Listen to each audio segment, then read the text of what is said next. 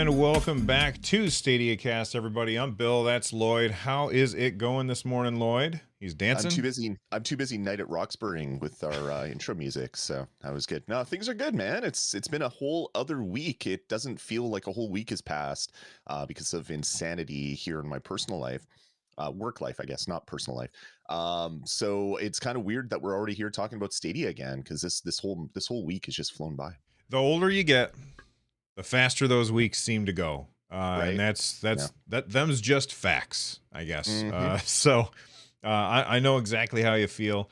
Fun fact for everybody watching right now: Lloyd, actually older than me, jerk, looks Mhm. younger, but he's older. It's all this gray in my beard. It's funny because, like, most of the time I'm on the Nerd Nest YouTube channel, and I am subscribed to my old channel, Run Jump Stomp, right? Right. And I happen to be like watching a video on YouTube or whatever, and an old video of mine came up from like 2 years ago. My beard, it was a lot darker just 2 years ago. It was very upsetting to me. I was flipping through, and you know how on mobile the videos will just automatically start like playing with no sound. And I Right. was talking about some game or whatever, and I was like, oh no, look at how dark my beard is, and look at how gray it is now. That's funny. Reese D is in chat is saying, I thought you were 10 years older than him. Thanks. Yeah, COVID's been rough on your beard, Bill, we'll say. A little bit. Anyway, we're not here to talk about how ridiculously old I am, but we are here to talk about video games, specifically games on the cloud, and more specifically games on Google Stadia, which is what we talk about each and every week right here on our YouTube channel, which you can find over at youtube.com/nerdnest. If you're listening to the podcast, head on over to the YouTube channel and subscribe and click the bell and all the things because it helps us out. Every Sunday morning at 10 a.m., Lloyd and I sit down and we talk about the stuff that we've been playing. Lloyd, what have you been playing? Yeah. I've been playing a fair bit, Bill. You know, I've talked about it on the show. I don't know if it's this show, maybe other shows. I used to be a complete addict when it came to trophy and achievement hunting. So I had did that on Xbox for a while, and then I switched over to PlayStation, and I got up to like 100 platinums on PlayStation before I stopped doing that. And I so far have been able to stay away from achievement hunting on Stadia, other than trying to finish games and things like that. I've relapsed. I'm a bit of an achievement hunter again, and I've been going through some of my older games on Stadia, some of the newer older games that I hadn't completed. And I'm on a bit of a streak of 100%ing games on Stadia. I've been Wow. using great websites like stadiahunters.com, where you can link your Stadia profile, and it slurps up all of your achievement progress, and it puts you in graphs and awesome little I don't know, lists of top gamers for different countries. I'm number one in Canada, by the way. So if you go to the Canadian list, I'm the number one achievement hunter. I don't know how you can find it. Maybe it links off my profile or something. Anyway, I've been doing a lot of that. So I've jumped in and I've played a bunch of games that I hadn't finished. So I went through and I 100%ed Chorus, which is fantastic. I did everything that there was to do in Chorus on Google Stadia, and from start to finish, other than like initially at the very tippity top of of the game, where things are starting, where you're going through and you're whispering to yourself and all that stuff. I was a little unsure about that, but then the story really kicks in and it becomes like this crazy space opera with like a religious cult and all this other stuff. And I just really love Chorus. So I completed it over the weekend, 100%, after beating the game prior. And what a great game. If you already own it, there's no reason not to go in and 100% it, because all of the side quests are really fun. But even if you just go through and beat it, it's a really great story. So Chorus has been a hell of a lot of fun, Bill. That's awesome. And I was not listening to most of what you were saying because I was like browsing through Stadia Hunters to find your stuff, and sure enough, it did show that you were. It's a little confusing because like I was looking at the leaderboards and there were a couple people that were ahead of you, but then when I click on you, it says number one, and so I don't know what that means, but that's a really well designed website. I always as somebody who I don't make websites or anything. I get really frustrated when websites are terrible and hard to Right. navigate. That one is very easy to navigate and it looks nice too. So Stadia That's good. Hunters, very, very cool. I don't want to I know. sent you a link. I Yeah. sent you a link, by the way, that shows my number one status, so you can share it with everybody. I don't know if you got that specific one up. There we go. Okay. I don't know if this is exactly the same thing. This is different because you were down in third place Yeah, I when I think that was clicked for on that. games completed. They have a whole bunch of different ways that you can rank yourself, like the number of 100%. So the little gold trophy or the gold controller means you've gotten all the achievements on that game. Then there's the little trophy icon. That's the total number of achievements you've gotten. And then there's the little bar graph. That's your computed score, I think is what it is based on whatever metrics they use. You nerd. I'm just Yeah, kidding. yeah, yeah. But It's been that's a fun, really cool man. It's been really website. fun. I don't Yeah, want to yeah. know how much time that I've spent playing games. Like I remember back in the day playing World of Warcraft, and you would type, I think it was /age or something, and it would be Yeah. like you've played, or no, I think it was played. You would type, and it Slash would played, yeah. say you've played this many days or whatever, and then this many at this level. And it was very interesting when you were leveling up. Like you were like level 30 or whatever, and you're like, man, this really taking me a long time to get to level 31. I'm gonna type Mhm. in played. Oh, okay. It's actually not too bad. But then after you hit max level and you keep playing for 7 years or whatever, and then you type /played, it's Right. kind of upsetting. And then they ended up bringing in like I think you could bring it in so it could tell you all your characters. It's like across all of your characters or across your account, bam, blah blah blah blah.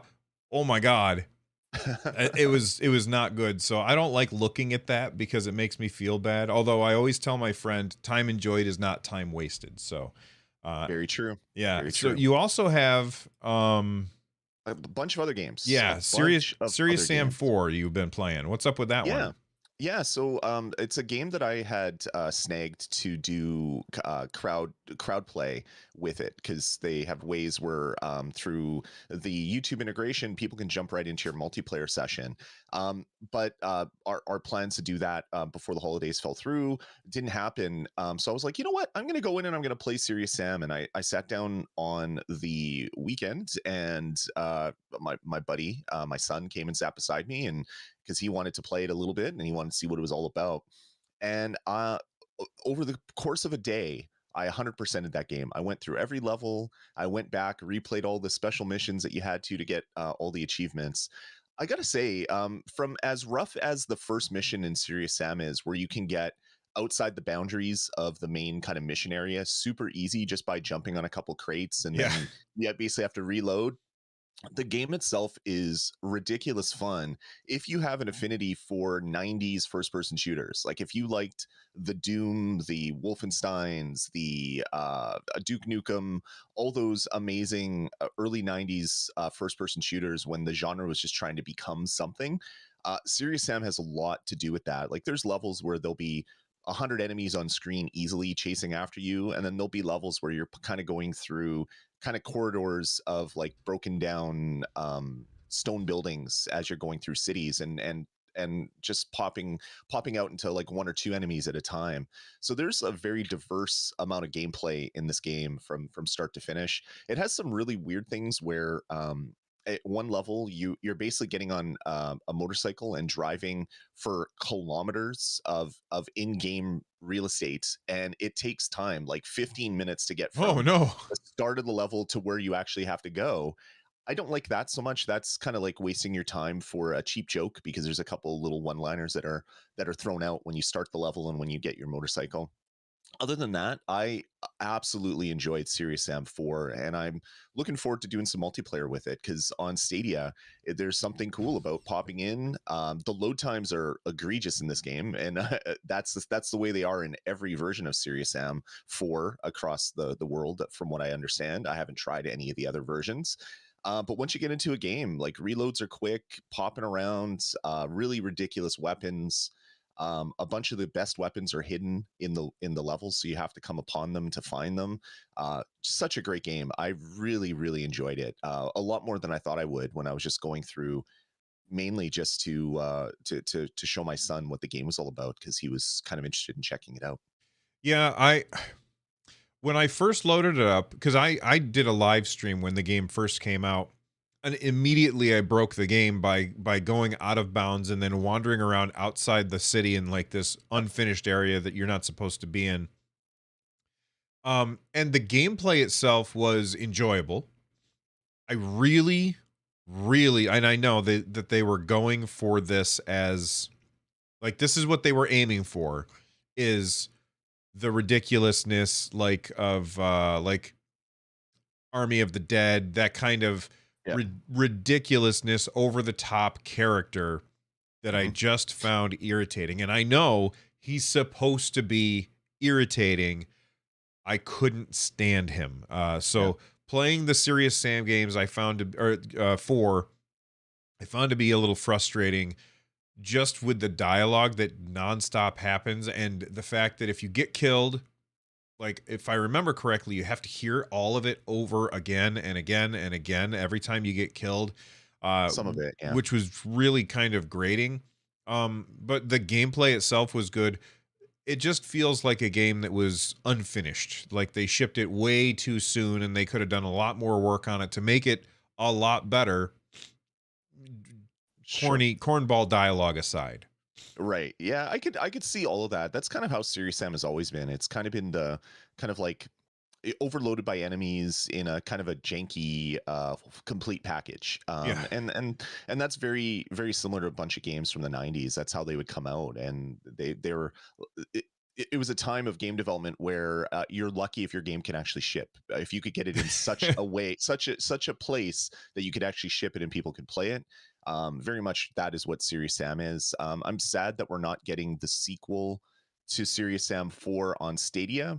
And everyone's like, "Oh my God, it's not coming to Stadia. Stadia's dead." And no, it's not coming to Stadia because it's an official mod pack from all the people who've been playing Serious Sam 4 on Steam. They bundled together a bunch of the modded levels, got permission from these modders, and created kind of like an old school kind of Doom mod pack that you would see back in the day, where you'd buy an expansion, which is mainly just a collection of mods that the community had put together. So it's kind of really interesting to see this franchise still have a lot of like really big fans that are spending time creating content for it. So yeah, maybe we'll get that like Siberian Storms update or whatever they're calling it. Maybe we'll get that in the future because I'd love to play through that stuff as well, because I had a lot of fun playing through Serious Sam 4. Yeah, back when Stadia was first announced and it wasn't even out yet, we had John Justice, head of product for Google Stadia at the time, on the show, and we asked about mods and if mods were coming, and they were like, "It's absolutely in our plans to have mods come to Google Stadia, but that's up to Yep. the individual devs." Yep. We haven't seen any. Have we seen No. any mods on Stadia, Lloyd?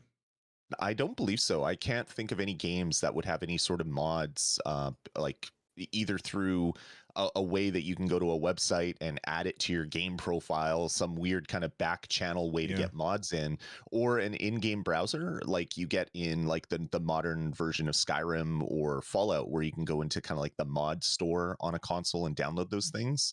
I don't believe we have any of that stuff on Stadia at all.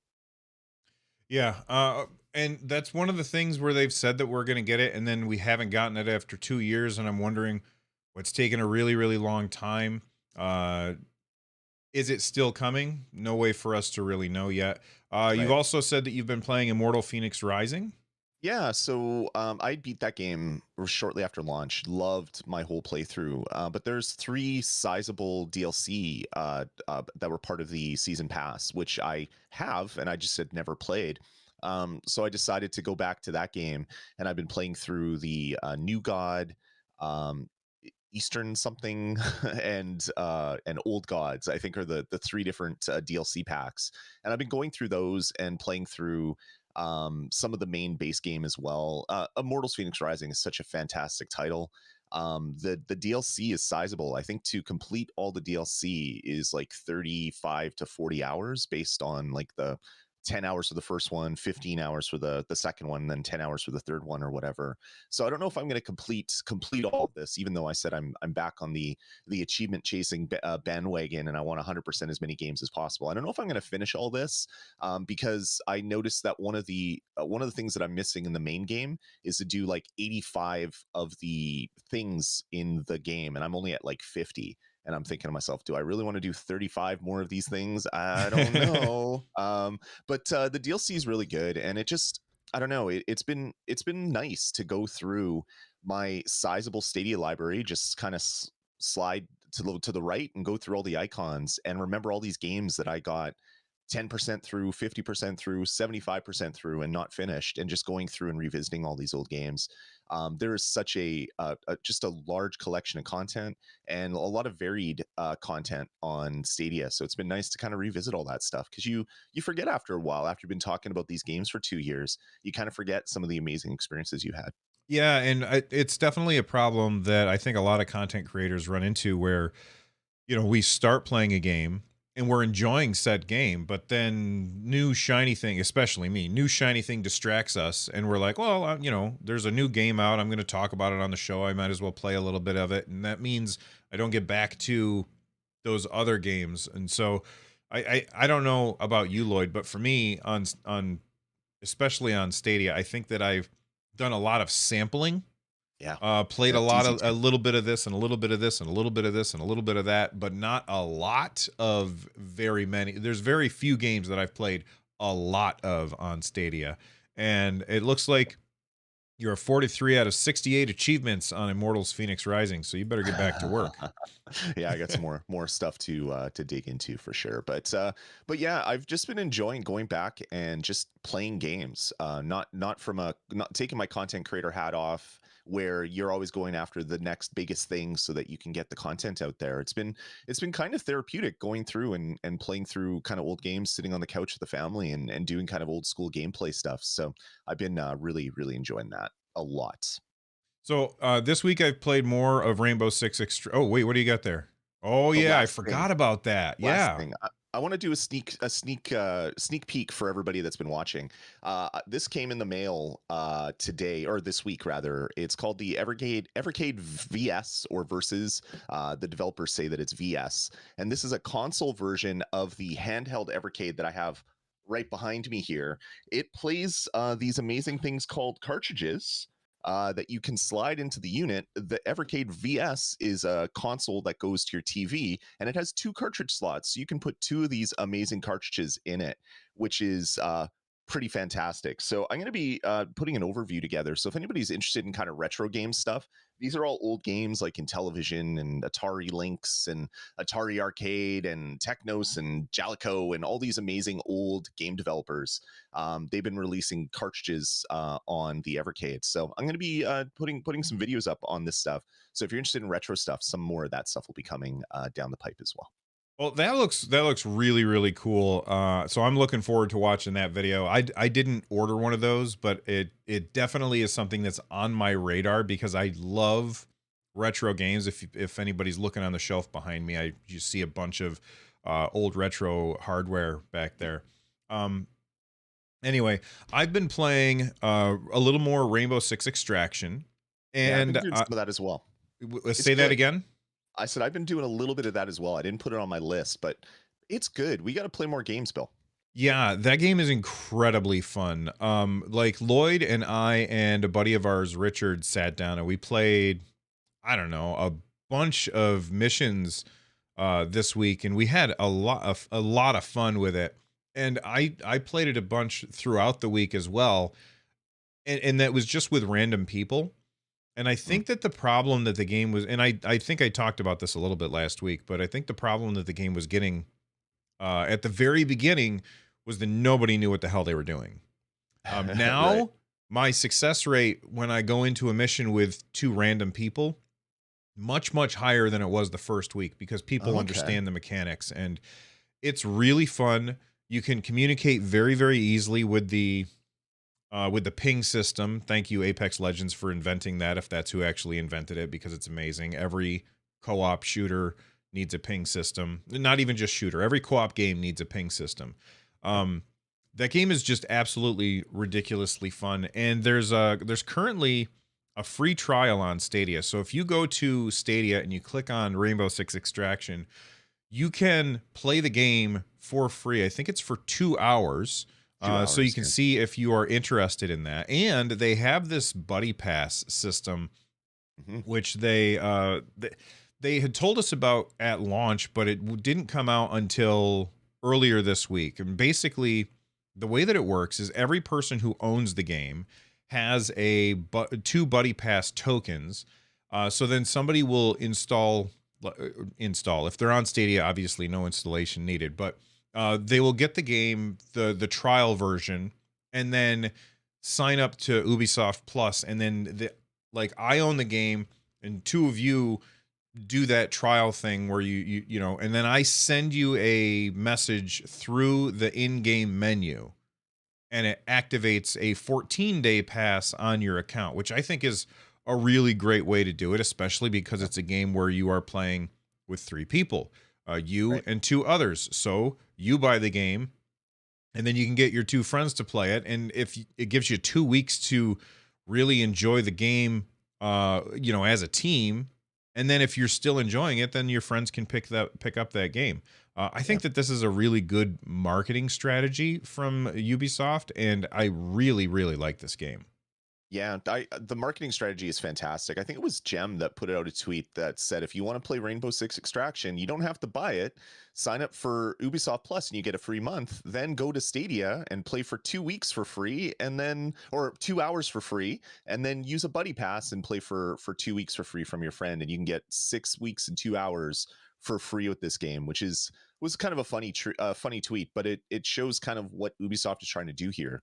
They want to get as many people in and playing this game as possible. We've seen, I think daily unique users is somewhere up in north of 3 million people or something, or lifetime unique users rather, not daily unique users, is somewhere north of 3 million. Having this launch right into Game Pass, I think, was great for the franchise and this particular title.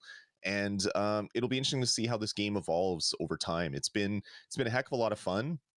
You look at the store, all the cosmetics, you know, that's kind of what they really want people to be spending their money on. Mhm. They want you to get in for free so that you're okay buying $25-50 worth of currency to buy a glowy head skin or whatever gun that you want, or whatever. They want this game to last and be out there for a long time. So I wouldn't be surprised that in 6 months this game becomes 100% free to play if the users are still there, because they want people to be playing this and buying the cosmetics and things like that. So loving the game. I love it way more than I thought I would, and I'm really happy that it did come to Google Stadia. Boy, I don't understand why they didn't just go full free to play at the very beginning, because they have that cosmetic stuff. There's a battle pass system, I believe, if I remember. I don't care about the cosmetics, Sort of, so yeah. I didn't even bother looking at that, but I'm sure that they have a battle pass system. They have the cosmetics. That's where the real money is to be made. This game should be free everywhere, because then a lot more people would be playing it. And I wonder if they move from what they have now to free to play. There's always that negative connotation that comes along with, they just went free to play, must mean the game is failing. And even though maybe the game's not failing, they just think that it's a better business model for them. It just Right. seems like a weird move. But of course, you know, they're in the video game business and I'm in the attic business, so what do I know? Yeah, exactly. Yeah, it's I could see this becoming a game that sticks around for a long time, and they can definitely inject a nice boost of life into the game in a few months, 6 months, whatever it happens to be, just by going free to play, and that will inject a whole other set of users that they can go and start extracting money from, which is a good name for this game, Extraction. That's right. It extracts the money from your wallet. All right, Hmm. speaking of extracting money, apparently Activision Blizzard, we said we were going to talk about this last week. We never got to it because there was too much to talk about, but Activision Blizzard is going to extract $70 billion from Microsoft. And I want to talk about the effect that this could have on Stadia. And I'm gonna go ahead and start. I don't think it will have any effect on Stadia. And people might hear me say that, well, that doesn't make any sense. Why wouldn't it have an effect on Stadia? Now we can't get these Activision games because Microsoft's not going to put them on Stadia. Look at your Stadia libraries. There is, I think, precisely one game that is published by Activision on Stadia, and it was not published on Stadia by Activision. It was published by some other company on Stadia. They aren't the rights holders for that game, and that's Sekiro. Sekiro on other platforms is published by Activision. They don't own the rights to that. There are no Activision Blizzard games on Google Stadia. This means that that's just going to continue to be par for the course and no effect on Stadia, because I think it was pretty safe to say that Activision had no interest in bringing their games to this particular platform. What do you think about that, Lloyd? 100%. I don't think it's going to affect the short term of Google Stadia at all. It might affect the long term. Like if Google Stadia becomes the platform for cloud gaming in the future, and we don't get the next Call of Duties or whatever, that could be a bit of an issue. But we don't have any right now, so it's not something to worry about. This pandemic has taught me a lot of things. One thing is worry about the things you can change, and that is kind of how I'm going into news like this. Like it could be bad in the future, but it's not bad now, so I'm okay with it. I talked a little bit about this yesterday on CGXcast, and I fully think that this purchase is to compete with Netflix, 100% to compete with Netflix, and not Netflix as it is now, but the future of Netflix gaming and having the Netflix video games. Because what Microsoft has seen from their switch from selling individual products to people to selling services across pretty much all of their software suite, they've done a lot of changes in the last 10 years. What they've seen happen to Netflix is Netflix loses The Office, Netflix loses Golden Girls, Netflix loses all of these like really fan favorite pieces of content. And also Netflix has announced that a lot of their content has gone up in price over the years. That's why they want to keep increasing the money that we're paying them every single month to stream these videos. Microsoft is seeing this, and they don't want to be painted into a corner of, okay, we have this great Call of Duty game this month, but it's leaving next month because Call of Duty signed a huge deal with Netflix. Now we can't stream their games anymore. So they're buying one of the largest publishers in the world that owns the more IP than I think any other company out there for gaming. And they just said, hey, we've just added 1,000 games to our back catalog. So when Game Pass becomes the way forward, and we're no longer selling a $500 console to people, we're just selling them a $15 or $20 a month subscription. Now we can go back and we can create these great DOSBox emulator things to emulate old DOS games from 486 era into PS2 and PlayStation 3 and all these era of video games, and we can just put them up on our service, and we don't have to pay any money to all these other companies because we own them. So I fully think that's all this is. Unfortunately, down the road, that means that it's unlikely that we're going to be getting the next Diablo on Stadia or the next Call of Duty on Stadia, unless Microsoft changes what they're doing as a company. Because when they bought ZeniMax and said that, well, yeah, we'll bring all these other games to all the other platforms if they already have an agreement, and then they announced that Starfield was no longer coming to PlayStation. That kind of gives us a look at the future of Microsoft owned games and whether they're going to be on other platforms. So yeah, potentially stuff to worry about in the future, nothing to worry about now, but this is a huge get. And it's mainly because of the future of gaming. They want to own all these rights so that no one can pull them away from them when they want to get it on their streaming service. Plus, they can then keep this content away from other streaming services unless there's some sort of beneficial deal worked out where Game Pass can go on PlayStation if you want to have these games or whatever. Yeah, I think that Microsoft, like you're right, that they yanked away Starfield. They yanked away Starfield from other platforms. I don't think that they would do that with the big ones, because I can see them saying, "Oh, well, Starfield, that's a new IP. That's not an established property. That's people, if they did that with Call of Duty, people like there would be torches and pitchforks in the streets. People would be super angry about that. The government would come after them saying you're doing monopolistic business practices. I don't think that they want to run into those issues. So the big ones, I think, will still be multi-platform. But I don't think any of those were coming to Stadia anyway. Activision had pretty much said, "Yeah, no, thank you." I don't understand why. Probably because they didn't want to just they didn't see the justification for porting it to another platform. Um, Right. and Microsoft is definitely not going to do it. But like I said, it's par for the course. This is what we already had. So this isn't actually going to affect Stadia. I don't know if Activision ever would have come around to this, or if they're big Yeah. enough that they would have just said, well, we'd just make our own or white label it, which we'll talk about a little bit at the end. Anything Mhm. else about that before we talk about the pro games this month? Just one little funny thing: if Microsoft would have bid on this a year earlier, they would have owned Bungie again before Bungie split. And that was, to me, that was the funniest thing. I'm like, oh my god, Microsoft could have owned Destiny again, but then, or it could have owned Bungie and Destiny, but then Bungie had split from Activision. I guess they weren't owned by Activision; they were just closely partnered or whatever. Mhm. But that was the to me that was the funniest thing that could have been. But yeah, this is going to be interesting for the industry. We'll see if it's a bad thing or a good thing.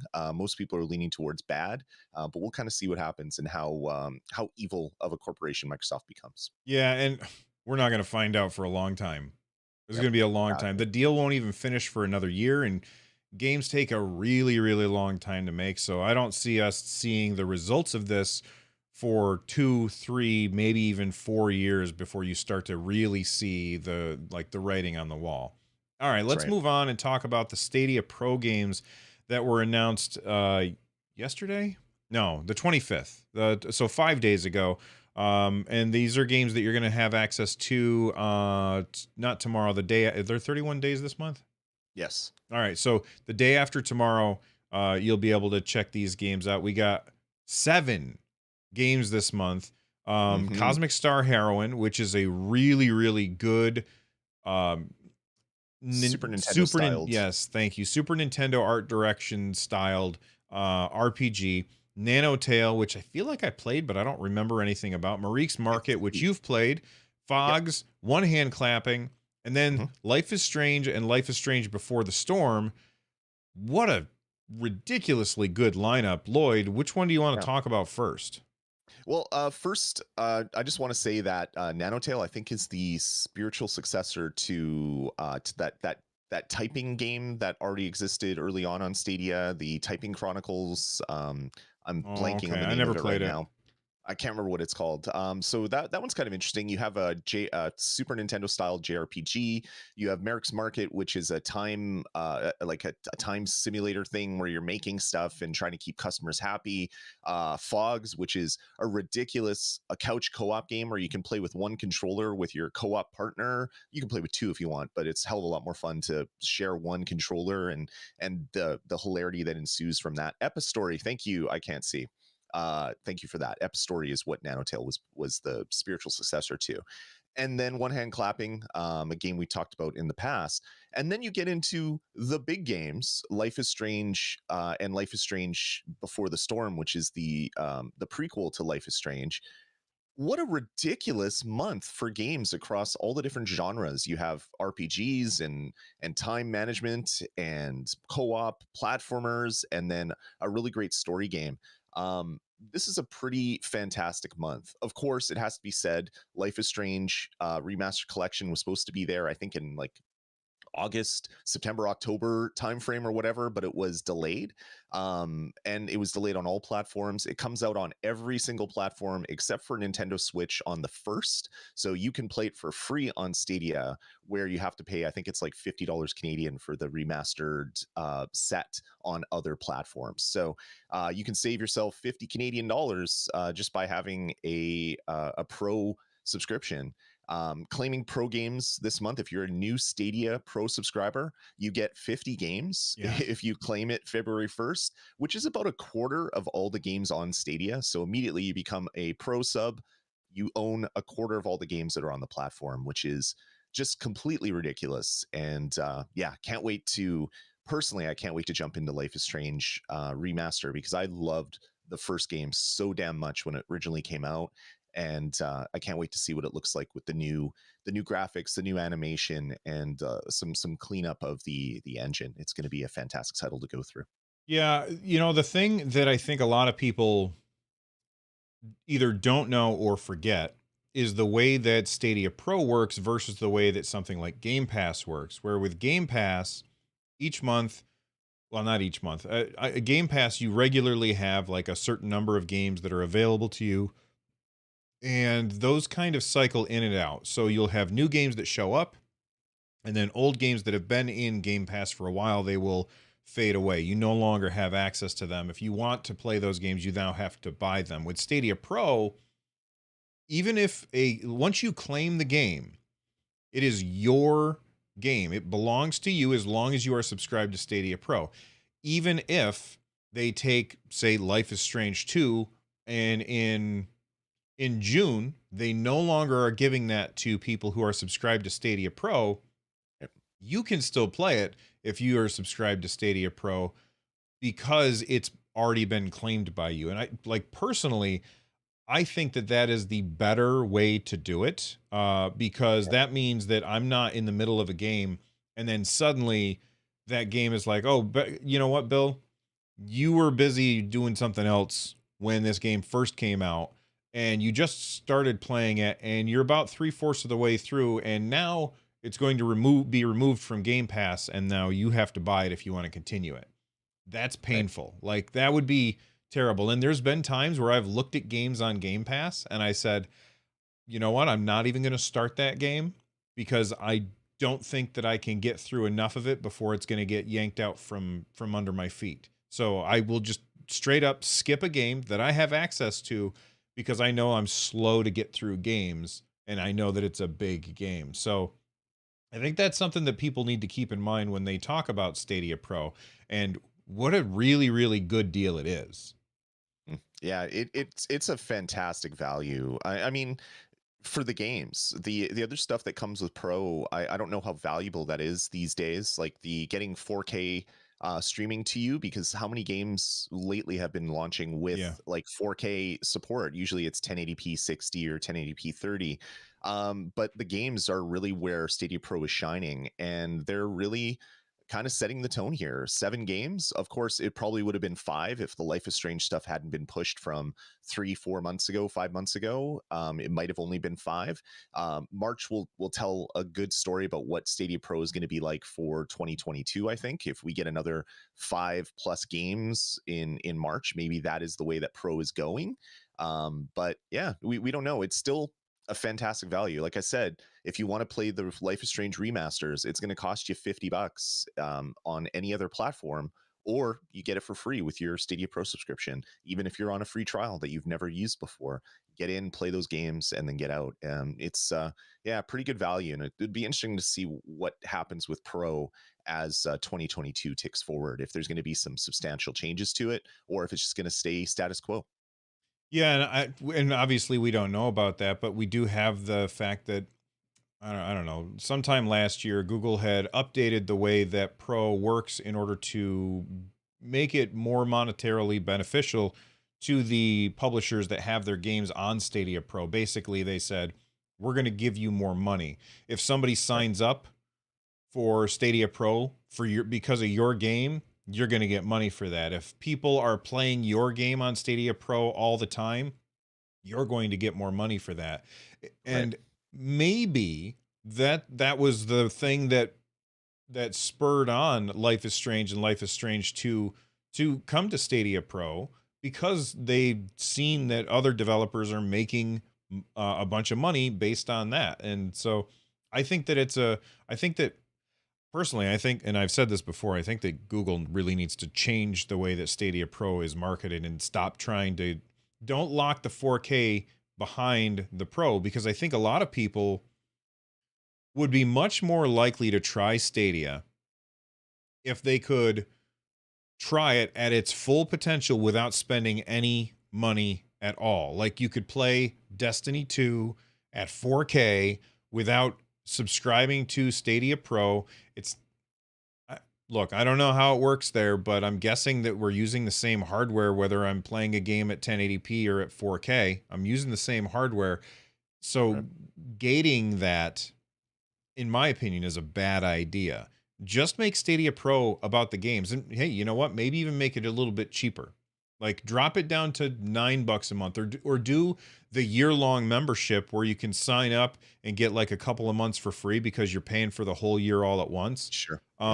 And then like, because now you've got a discount there, you're getting people in, not based on things that they're not even taking advantage of. Like I'm playing, what's the Dungeons and Dragons game?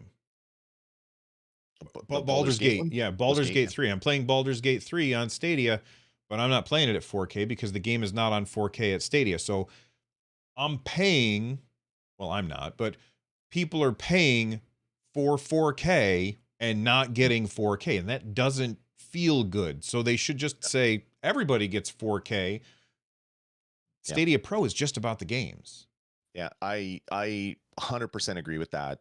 It made sense back in the day because not a lot of people had 4K sets. So if you didn't have a 4K TV, you wouldn't want to pay the extra $10 to get 4K. But now, like 4K TVs, you can get a 40-inch 4K TV for $59 at an end cap at your grocery store. Like they're so ubiquitous, right? They're everywhere. I don't think gating 4K anymore makes a lot of sense. A lot has changed in the world in the last 2 years. Absolutely. All right.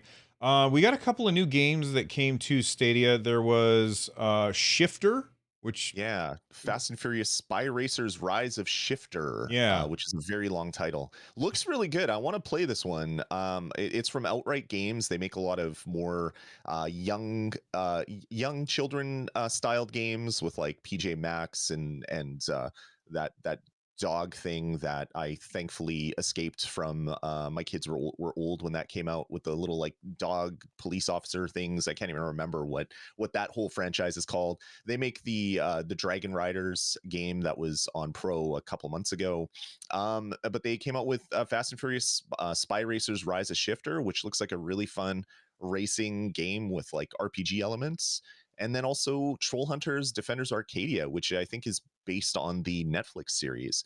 So Paw Patrol, thank you, Hungry Moogle. That's the one. Paw Patrol is what I was thinking about. So yeah, these are some great games to come on Stadia. More of the Outright Games published titles. It'll be cool to see if we get more of their games on Stadia in the coming months. Absolutely. All right, let's move on to this is not good news.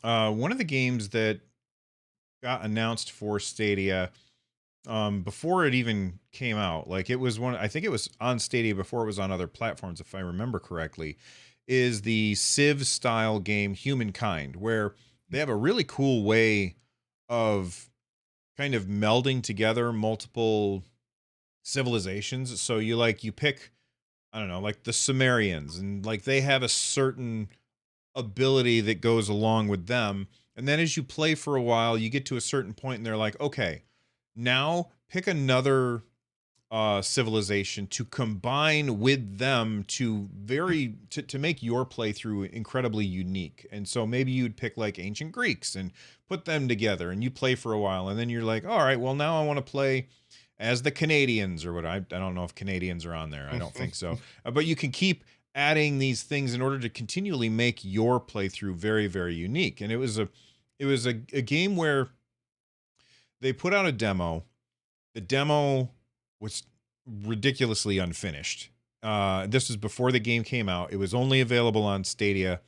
The demo was very, very unfinished. They didn't even have any tutorial to teach you how to play. But then later on, the game came out, and I think a lot of people were really enjoying it, especially if they were fans of that genre of game. Well, on the official the official forums, they said this. Let me bring this up on screen. It says, yes, you already noticed we deployed a patch 4.1 today. We were waiting for final confirmation before announcing it here. Next update, as we mentioned to you, will be at the end of April and will contain uh, some hot fixes. I don't know how to pronounce that. There you go. Regarding the next DLC, it won't arrive on Stadia for the moment. I know this is unpleasant news, but we prefer to be completely honest and transparent with you. What's Right. your initial reaction on this, Lloyd? I don't know what would keep them from bringing DLC to a platform. It's not like it's like Red Bull sponsored DLC for a specific thing and Red Bull doesn't want to work with Google. Like this is just DLC for the game, and it's to me really surprising that it isn't available on Stadia, and disappointing for the people that picked up this game on Stadia because they wanted a cloud native version of the game and then now can't get all the content that is available for it. So hopefully we find out more about this and it's not just like a translation issue as to when it's coming or whatever. It'll be interesting to see kind of in April if we get more news about this DLC, if it's never coming or just isn't coming yet. Yeah, they put that for the moment in there, which to me, boy, if it is a translation issue, then that just means, oh, well, the DLC is delayed on Stadia. But for the Right. moment, to me, like as I read that, the DLC won't arrive to Stadia for the moment, makes me feel like, okay, what they mean to say is maybe we'll change our minds in the future, but don't hold your breath. Like that's what it feels like to me. But at the same time, they said the DLC won't arrive to Stadia. So that feels like a translation issue because it feels Yep. like they would say DLC won't arrive on Stadia. Yep. And that's why I threw that out. I think it might be someone that is like translating Google Translate, or maybe English isn't their first language or whatever. And none of that is a bad thing. It's just the Right. way it is sometimes when you're a global organization selling stuff all over the world. Hopefully we can get some clarification here. This was posted 3 days ago, and I haven't seen any more updates on that thread, and I haven't seen any updates on the Reddit thread that was referencing this thread on their website. So, yeah, hopefully we'll get some clarity there because, well, it doesn't affect me. It sucks for all the people I know that were playing on Stadia that really wanted that DLC and were kind of wondering why it hadn't been announced yet. Now, this is unrelated to this particular issue, but just remind me, and people in chat can remind me as well.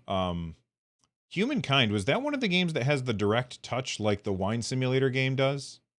I don't remember off. I mean, it should, Right. but I don't remember if it does. I tried the winemaking one. It worked really well, actually. So this would be a perfect game for it. I thought it had it because I think it's Terraria, the winemaking simulator, and then I thought this was one that had direct touch. I think it was like the first game that had direct touch, if I remember correctly.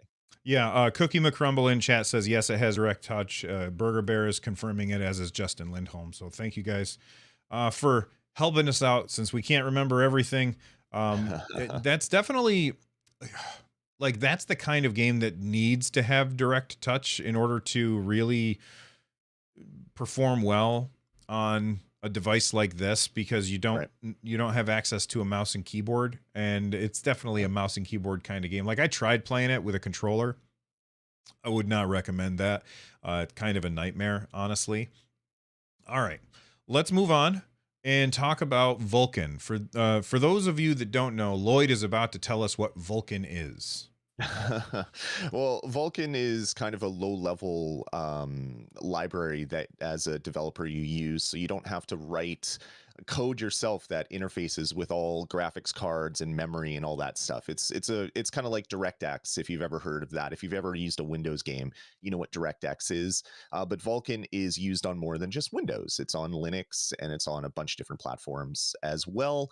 Well, the Vulcan, the Kronos group that manages the Vulcan project is preparing to release Vulcan 1.3 to the public, which is going to add a bunch of needed additions that developers really wanted on Vulcan so that they can use it in their games.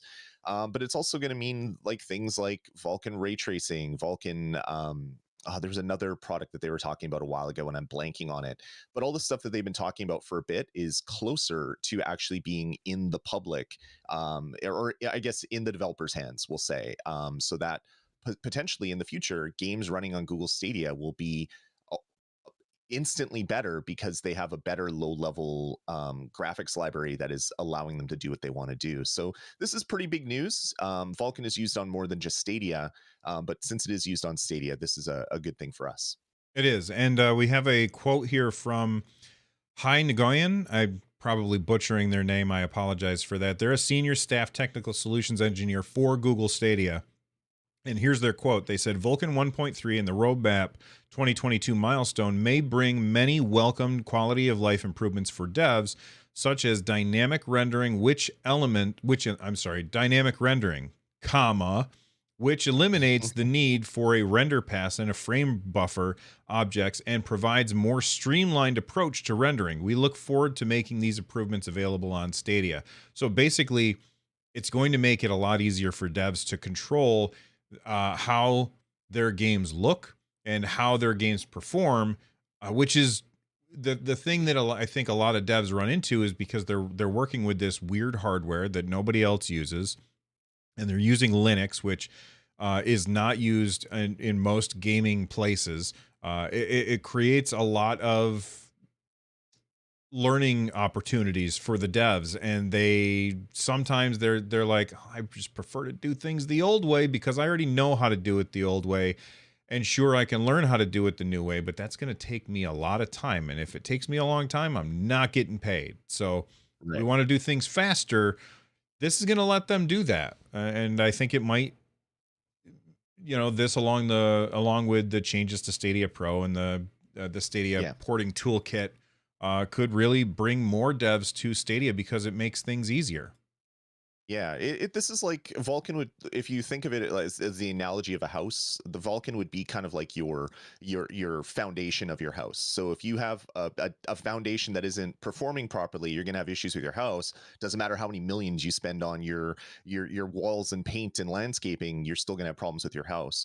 So this is allowing the Vulkan team to make the foundation of a lot of games a lot more stable, but also a lot more performance. So you don't have to, as a developer, spend cycles figuring out how I can juggle the location of all these objects to figure out which ones are rendering in front of other ones. If your low-level graphics subsystem figures that out for you, you can then use those cycles elsewhere. And that's kind of what this improvement to Vulkan will bring to a lot of games. It's like when DirectX went from 11 to 12, a bunch of games that were using it saw 20, 30, 40% more frames per second, just because stuff that they were doing with DirectX 11 is just figured out for them in DirectX 12. I don't know if we're going to see the same benefit with Vulkan 1.3 from 1.2, but it's going to make developers' life a lot easier on a bunch of different platforms, not just Stadia, which is good. Having these alternate libraries available for people is a good thing, because not everybody wants to use DirectX, because that locks you in to either running it on Windows or running some sort of translation layer to get that stuff running on other OSs. Yeah, the way that you said that it makes it easier for the devs, I would say a good analogy to that would be ray tracing. Mm-hmm. Video game companies, like developers, they can do amazing things without ray tracing. It just takes a lot more work for them. When they do ray tracing, and then the hardware can figure out all that stuff for them, that makes it faster for them to make the games look, we'll say, let's just say they want to get it to this level. They can get to that level easier with ray tracing than they can without. So if something supports ray tracing, the devs want to use it because it saves them time. This is the same kind of thing. This does not necessarily mean that ray tracing will come to Stadia, though. We don't know how that will work. Exactly. Yeah, but we know that ray tracing was one of the things that they were developing the newer versions of the Vulkan library because they wanted to have hardware and software-based ray tracing be able to be programmed just through an API, just like it is on a lot of other platforms, where you don't have to roll your own code to do it. You expect some of the engine and then the graphics subsystem below the engine to kind of do some of that heavy lifting for you. It looks like that will be a functionality that this version of Vulkan will make easier for developers, whether it's supported on all the platforms. Well, that we can't say that here. It all based it's all based on the hardware that you have running that video game. So we'll see what happens on Stadia. Yeah. Real quick, I want to mention this only because I'm excited about it, and that is Dynasty Warriors 9 is Right. coming to Stadia on February 15th. Lloyd added this into the show notes. Did you add this in because you know I'm a big fan of Muso games, or did you add it in because you're a big fan of these games? I added it in because it's pretty big news. It's coming day and date with all the other platforms, and we've never had a Dynasty Warriors game on Stadia before. So this is kind of big news. Maybe not everybody's favorite franchise, but this is a huge franchise in kind of the rest of the world. And this is one of the fastest selling through pre-orders Dynasty Warriors games ever. So we know that the Muso franchise, or the Muso style game, got a huge bump from what is Fire Emblem Warriors and Hyrule Warriors, Mhm. which really took the Warriors games and made them fun for a lot of people, because maybe they don't have a lot of affinity for like ancient Japanese stories about warlords and how Japan became what Japan is now. Maybe a lot of people don't have a lot of affinity to that, but they sure like Link, and running around as Link on a motorcycle with a whip was pretty cool for them. So it'll be interesting to see how well this game does, but I'm super happy to see it on Google Stadia. Me too. I love those games. And I did, like, somebody asked me. They said, "Is Dynasty Warriors 9 Empires DLC for Dynasty Warriors 9?" And this is really really confusing. Dynasty Warriors 9 is a different game. Dynasty Warriors 9 Empires is they are separate games. Right. And that's a good thing, because apparently Dynasty Warriors 9 on Steam has really terrible reviews. And I guess the Empires series is uh, pretty well thought of, and the other one is not so great. If you're curious what this game is like and you have access to other platforms, there is a demo on other platforms. I haven't played this, so I don't know. But I'm definitely looking forward to checking this out Mhm. in a couple of weeks on Google Stadia. That's right. Um, Real quick, there is a landmark registration completed in Brazil. I'm not going to pretend that I really know what this means, but it seems like possibly Stadia might be coming to Brazil, which we've seen Google expand Stadia into other countries that were not there at launch, but it's I think it's only happened once so far. And look, the chip shortage definitely put a crimp in their style. Like Yeah. they had all these plans, and then the pandemic, like, they launched November 2019. I don't know if you guys are aware, but the 19 in COVID-19 is the year that we figured it out. So that's what's going on with Google. Like, they launched it, and immediately the whole world just went bananas, and they were like, well, crap. And then there's the chip shortage because everybody's buying up microchips so they can have their stupid NFTs or whatever. And next thing you know, there's no chips for PlayStations and Xboxes and Stadia and cars. Like, there's just not enough computer chips to go around. And I'm sure that slowed down Stadia's international rollout, which I'm sure also hurt them with some publishers. Some publishers are not going to get on board until there's a wider player base, and you can't have a wider player base if you're not in more countries. So this is a good thing. Yeah, this is really good. I just want to go back to the previous story because I misspoke pretty big. I said Japanese history, it's Chinese history. That's what the Dynasty and Dynasty Warriors stands for. My bad. And thanks to Black Label or Higher in the chat room for keeping me honest. I completely misspoke, and I do apologize for that. Anyway, back to this. This is great. Yeah, this is good news. And if we can get an expansion to the rest of the world as well, that would be fantastic too. And I could be wrong about this, but I think in Brazil video game consoles are really hard to come by. I think that I remember reading stories about that, about it's really hard to get your hands on video game consoles in Brazil because of some tariffs or whatever. I don't know. Yeah, I remember. I think it was Brazil. A story where this was like in the PlayStation 3 era. There was still a huge market for like the NES and Sega Master System, whatever it was called in there, because you could actually buy those. So there was still a lot of people buying like all these old consoles because they were still available. Where the new ones were like $2,000 to buy a console or something crazy like that. I remember early on, when like the Nintendo Wii was out there, it was tough to get a lot of those consoles, and they were spending a lot of money on older stuff, which was just so wild to me, because I love retro games. So to go to a country where retro games aren't retro anymore, and I could just go to the store and buy them, that was heaven. The thought that was like a glimpse of heaven to me.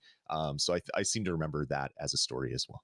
Right, which makes the idea of cloud gaming even more appealing to that audience. Exactly, So I can 100%. definitely see Google looking at that and saying that's a market that is ripe for the picking. Let's get our Stadia blades down there into that country and get everything working. We'll see if it actually happens or not, though, because nobody can get microchips these days. Real quick, I saw a comment last episode from Michael Ricci. Hopefully I said your name right, Michael. And they said the biggest thing for me for white labeling is I won't be able to use my Stadia controller and play on all of my devices. Yeah. Do you think that is there a Well, way for that to do you know what I'm saying? Like I don't know if that's yeah. possible. I don't think it would be because of the way that, well, we only have one example of white labeling. There might be other white labeling things that Google has worked on. We just don't know yet, but they did that tie in with like Comcast and WB to get the old Batman games playable. And that was using Stadia white label. And you had to use another controller. You could not use the Stadia controller because the only way for the Stadia controller to function is to connect back to Google's servers through Wi-Fi. There's no way to use like Bluetooth to your phone or anything like that, which is super unfortunate. And hopefully that changes in the future, because then you would be able to use your Google Stadia controller on all the different platforms if it just operated similar to like a PS4 or an Xbox One controller. Right, but at the same time, like people the reason that we knew that the Batman thing was a Stadia white label thing was because when you hit the button it was just unbranded Stadia UI elements were all over the place, right? So I like don't when I you don't hit the even button know. it came up on the side, like it slid in from the side and said the Stadia stuff on the right hand side of the screen. It just It didn't say Stadia.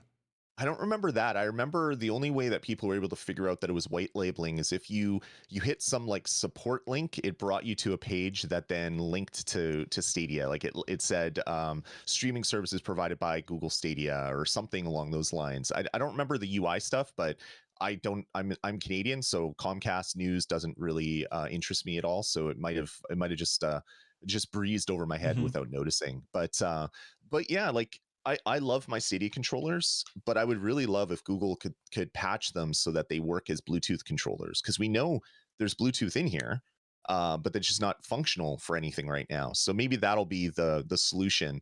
They have millions of these out in people's homes by giving them away, and then it's like all of a sudden we're pushing an update to it, and you can use it on your TV through Wi-Fi. You can play other games on it through Bluetooth rather, or you can play the official Stadia app for the best performance with Wi-Fi. Maybe that's the future for these guys. Yeah, and like Tori M in chat is saying, I can use the Stadia controller for xCloud and GeForce on my phone. Yes, you can, but it has to be plugged in. And so, like, we're Correct. talking about wirelessly, which is, That's I'm not going to speak for everybody else, but you all can take your wires and get rid of them. I'm not interested in wires. Wires can go away. No, thank you. I feel Um, the same way. yeah, before we get out of here, we did get a super chat during the show. Big thank you to Kevin Smith. Not that Kevin Smith, but big thank you to Kevin Smith. He said, could Stadia just use Proton like the Steam Deck? Maybe Lloyd knows the answer to this, as he's really the more technically savvy of the two of us. I So don't know, but like it feels like Google was working in a parallel kind of thing with the Stadia porting toolkit. Lloyd? Yeah, so this is when we were talking about Vulkan, and Proton is different from Vulkan. So Vulkan is like DirectX that runs below games. You have Unreal Engine that runs above DirectX. You also have Unreal Engine that can run above Vulkan. But if you want to use Proton, what that does is it takes a Windows executable and makes it usable on Linux by every single call to a Windows-like thing gets translated to do the same thing on Linux. So in the future, Google could 100% take Proton and use it. It's open source, and they could have Windows executables that then behave as Stadia executables just by running that compatibility layer. So all the Windows calls or Linux calls, et cetera, et cetera. Developers would still have to do some coding on their game because they want to tie into crowd play and stream play and all the other stuff that is Google stuff, the Google API. But they could potentially do that. They would have a Windows-based game with a plugin for Stadia to add all the Stadia stuff on top of it, and then it runs on Proton 3.0. That would be a fantastic future, and it might make game development a little bit quicker on Stadia, but it would still be rife with issues because of running a cloud CPU that you then have to make sure is running at the right speed and all the other stuff that comes with game development. It's not as easy as copy, paste, and run. There'd be a lot more to it. But yeah, Proton as a solution in the future would be great. And if they can take a lot of the work that Valve has done to make this usable, that would just be a huge benefit to Stadia. Good answer, hat guy. That's too That's funny. my new name. That's my new name, Linux Network, Hat Guy. All right, ladies and gentlemen, that's it for this episode of Stadiacast. Thank you so much for hanging out with us. I'm Bill. That's Lloyd. Say goodbye, Lloyd. Take it easy, everybody. Have a good week, and we'll talk to you here next week on Stadiacast.